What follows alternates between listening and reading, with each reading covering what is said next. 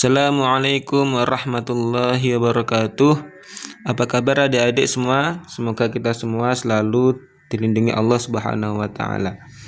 Oke, langsung saja kita awali pelajaran hari ini dengan bacaan Bismillahirrahmanirrahim. Hari ini pelajarannya adalah fikih, membahas tentang sholat jamak dan sholat qashar.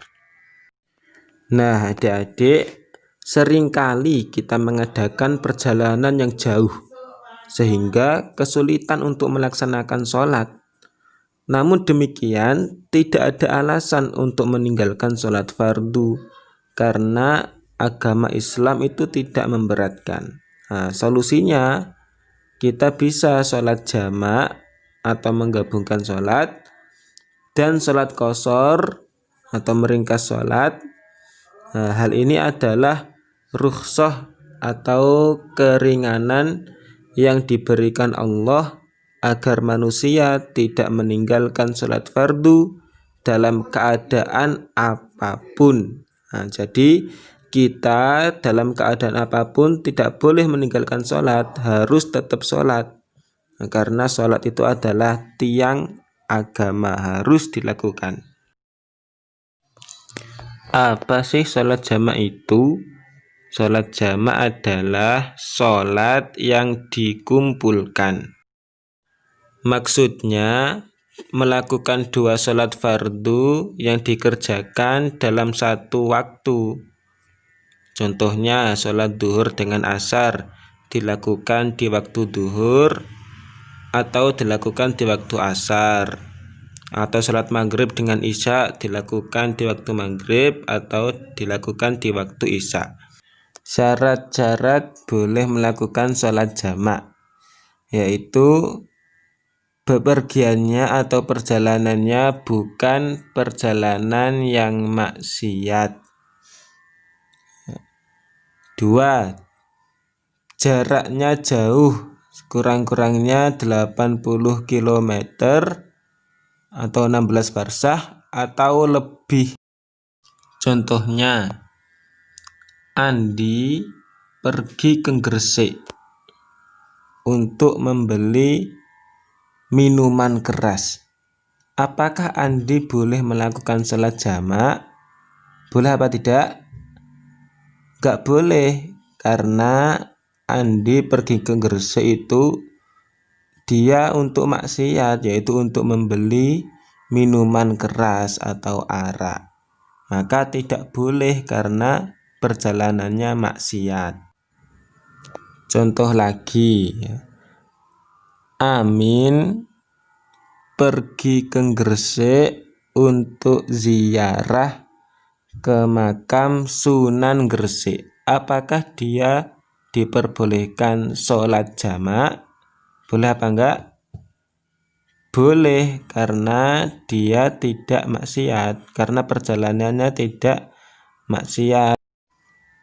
Nah, sekarang ada yang bertanya begini, Pak, gimana kalau pergi ke sekolah, pergi untuk sekolah ke MI Dalaniyah, apakah boleh sholat jamak?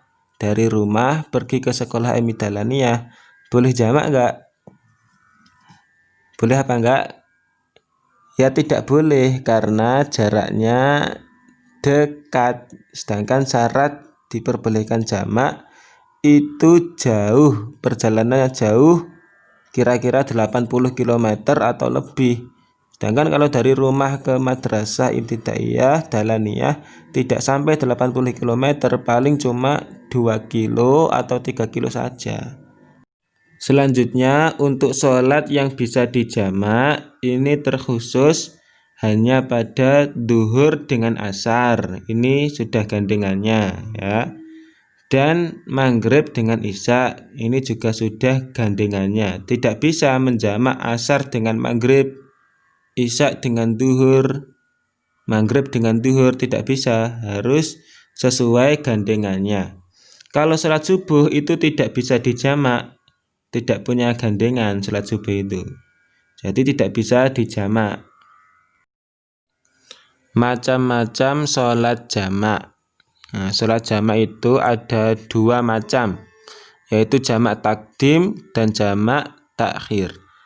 Apa itu jamak takdim? Jamak takdim adalah mengerjakan 2 sholat fardu pada waktu sholat fardu yang pertama. Contoh, sholat duhur dan asar dikerjakan di waktu duhur. Nah, yang pertama itu sholat duhur, yang kedua sholat asar.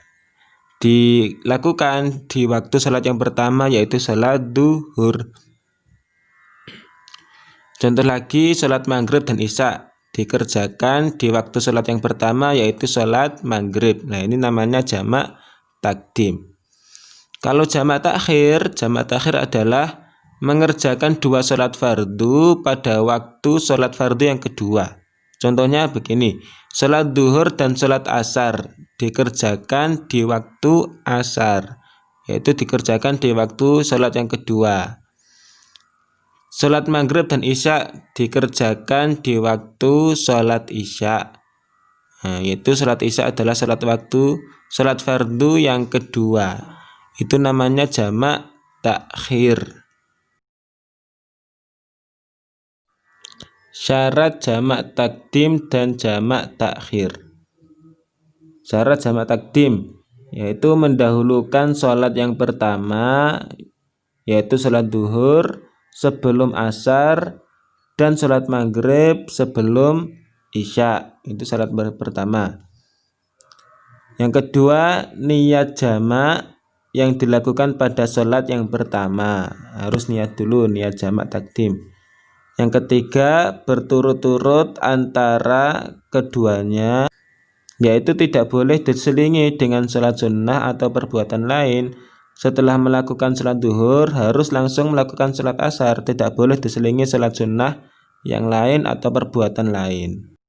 Syarat jamak takhir yaitu niat jamak takhir pada sholat yang pertama.